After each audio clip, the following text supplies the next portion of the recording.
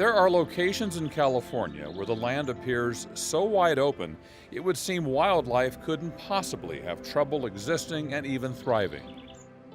Bears, mountain lions, bobcats, deer, and elk theoretically moving freely from one area to another in search of food, a mate, or shelter.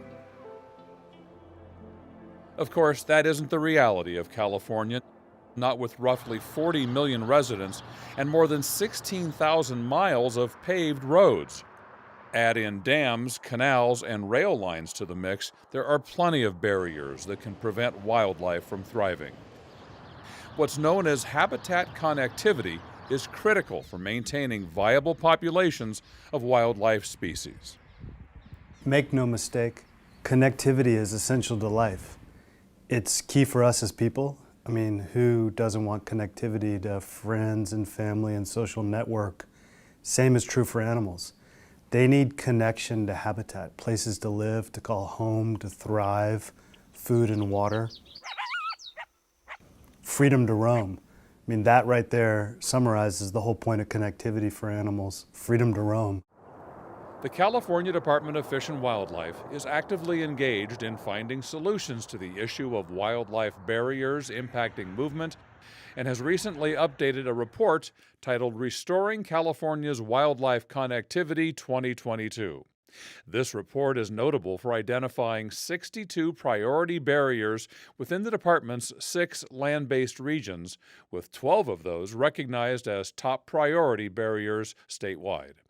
A vast majority of the barriers are part of the state highway system. A handful are local roads or result from the state's high-speed rail alignments.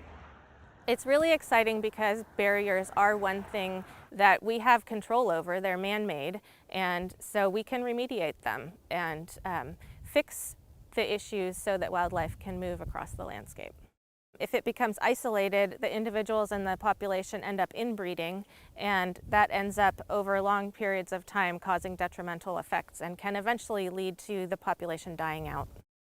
The new Wildlife Connectivity Report is significant because the information is expected to play a major role in assisting Caltrans with designing road projects that reduce the number of wildlife collisions. The recently signed Safe Roads and Wildlife Protection Act requires Caltrans to identify barriers to wildlife movement and prioritize crossing structures when building or improving roadways. Those structures could be overpasses like the recently approved Annenberg Wildlife Crossing in Agora Hills, northwest of Los Angeles, and the Laurel Curve Project, a Highway 17 undercrossing in Santa Cruz County, on which construction is nearing completion.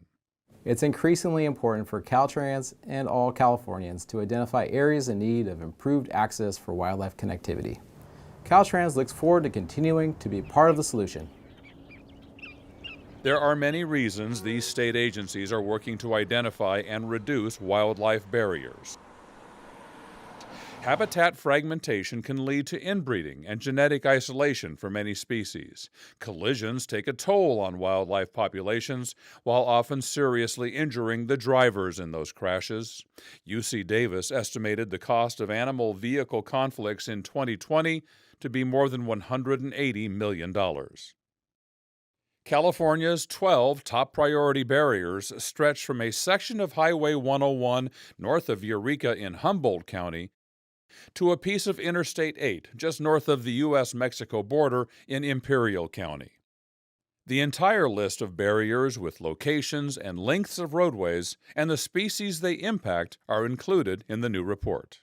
We've got funding from the legislature at the department and the Wildlife Conservation Board to invest in connectivity projects. We're finding actual projects on the ground with Caltrans, which is important for our partnership. Those are actual projects that's showing we can make a difference. There may be dozens of barriers from one end of the state to the other limiting wildlife movement, but there are many undercrossings and culverts in existence that do allow wildlife the ability for widespread travels.